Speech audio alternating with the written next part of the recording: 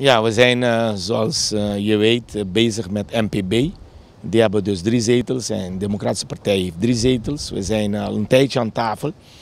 Het begon goed. Het ging over economie, welzijn, normale overheidstaken. Ging het redelijk. We hebben 2 weken terug een document overhandigd aan NPB met betrekking tot de staatkundige structuur. Zoals je weet is dat behoorlijk bezig op de eilanden na 10-10.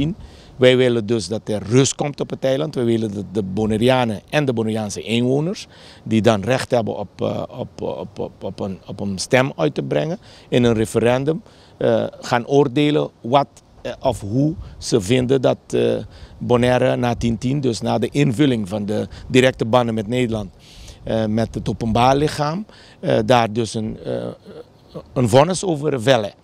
En helaas hebben we dat aan de NPB overhandigd. We worden aan het lijntje gehouden.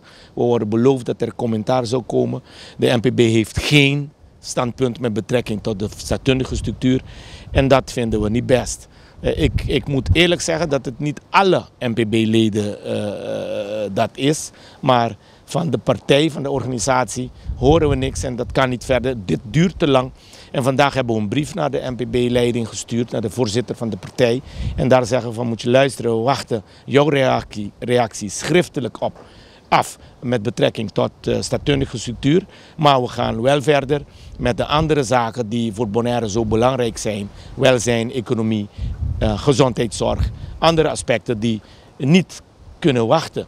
Heel binnenkort komt er een CN-week wat genoemd wordt. Dus de gezagdragers van de BES-eilanden moeten richting Nederland.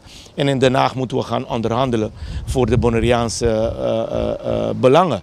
En dit is niet uit te houden. Nieuwe gedeputeerden moeten aantreden. Ze moeten ingewerkt worden door de ambtenaren-apparaat. Dat we goed voorbereid richting Den Haag gaan afreizen. En vandaag hebben we dus een brief naar MTB gestuurd.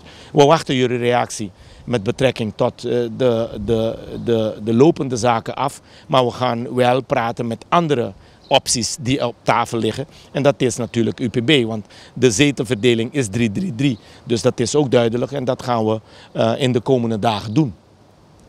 Hoeveel tijd heeft u NPB gegeven om te reageren? We hebben geen tijd gegeven. We hebben gewoon gezegd van je moet reageren.